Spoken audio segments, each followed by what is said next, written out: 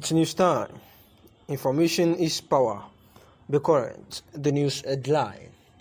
Nnamdi Kanu, the government must handle all treasonable cases according to the law, General Arrēsst says. The case of the Igbo separatist leader, Nnamdi Kanu, has continued to attract comments and opinions, and the former Minister of Culture and Information, General Bata Malgui Aruna, has shared his thoughts on the matter, and he expressed that the federal government should prosecute Kanu's case according to the law. The former minister communicated his views during an interaction with Trust TV, and he frowned at the way treasonable acts are allowed to thrive for political reasons, and charged the federal government to ensure that the application of the rule of law. He reportedly said that it is quite disheartening that the law is not applied equally these days. Incidents and facts pointing to treason are played as political games to waste other people's lives, where General Aruna is of the view that the federal government should not succumb to the mounting pressure to release Nnamdi Kanu, for he should be allowed to face the law. Of maltreatment negate their service standard operation procedure on implementation of rights of a suspect, saying that Kanu enjoys full luxury in holding facility incomparable to any type of any facility in any other country in the world. The police personnel are going about abducting our elders, branding them kidnappers or robbers, and forcing them to pay bail under torture. Our elders who are undertaking their lawful ventures have been victims of this arbitrary arrest and demand for bail. Many relatives of these elders have forcibly coughed 200,000 naira to 1.5 million naira to bail out their subjects from the hands of these police officers. This is unacceptable and we demand immediate action. While we have already informed the police headquarters of these happenings, we felt it's necessary to also let the world know this, in view of the growing hatred, stereotyping, and prejudices against our elders and Fulani ethnic group in the country. The statement read in part. Al-Hassan urged the police hierarchies to clamp down on the personnel allegedly involved in the act. Platinum Post reports that the Abuja-Kaduna Expressway has been plagued by regular attacks by terrorists who often abduct travelers for ransom. Many unlucky Nigerians, including security personnel, have lost their lives in encounter with the terrorists on the busy road that connects northwest parts of the country to Abuja. And therefore, they had actually said that it is better for the policemen to stop things that are actually going to provoke more mayhem in the nation, as the security of the nation is yet still fragile. And the federal government should declare Miyetti Allah as terrorists. They have bandits as members, and these were the words of Governor Autumn. Governor Autumn commended the federal government for being bold to designate bandits as terrorists.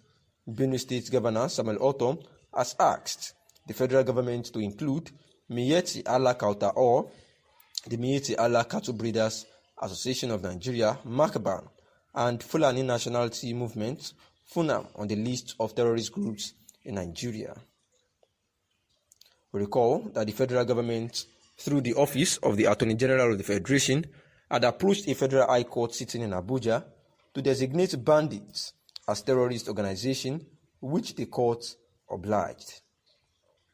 During his ruling on Friday, November 26, Justice Taiwo specifically held the activities of Yan Bindinga and Yan Tahaba bandit groups constitute acts of terrorism. Reacting to the development while speaking on Friday in Makurdi, Autumn commended the federal government for being bold to designate bandits as terrorists. Governor Autumn also called on the government to add the Miyetti Allah, MACBAN, and FUNAM to the list of terrorists because they have members that are bandits amidst them. He said, I commend the federal government and being bold to designate bandits as terrorists, but I want them to do to reshuffle the category of terrorists and add the MACBAN and the Miyetti Allah Kauta. He urged the people of the state to support security agencies and with useful intelligence in the fight against criminality and other forms of insecurity, pointing out that security is everyone's business. Meanwhile, a popular Islamic scholar, Sheikh Ahmad Gumi, said that declaring bandits as terrorists will not change anything, as it is just a decision taken for political expediency that would only result in more violence in the country.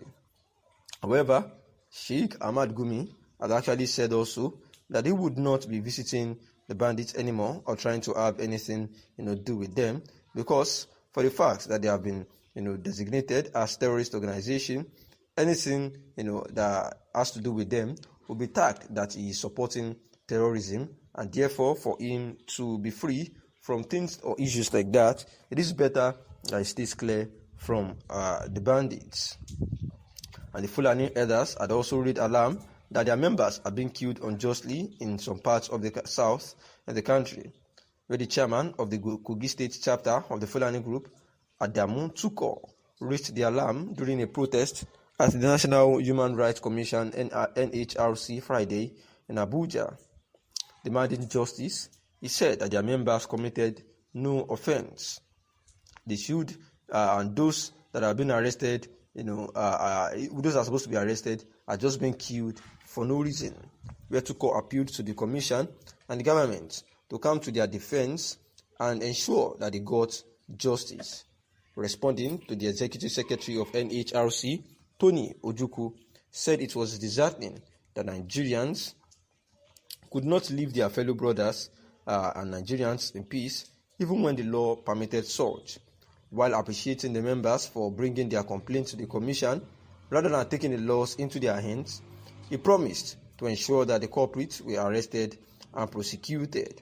Believing seemed to be true that the Fulani herdsmen had actually peacefully gone to protest at the NHRC office in Abuja, saying that they are not happy about the way that their co-Fulani elders were being killed here and there.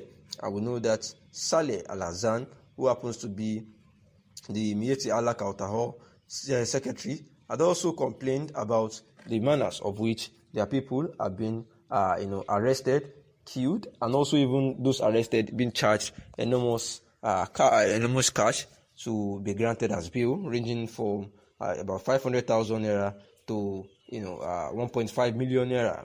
And this has been the reason why they had been lamenting for quite a while now, seeking for justice. And this had prompted the chairman of the Kogi State chapter of the Fulani group, Adamu Tuko, to lead a protest to the National Human Rights Commission NHRC in Abuja on Friday to declare their mind about this injustice, saying that if their members committed any offense, they should be arrested rather than being killed by the security agencies of the country, whereby he appealed to the commission and government to come to their defense and ensure that they got justice. Thanks for listening.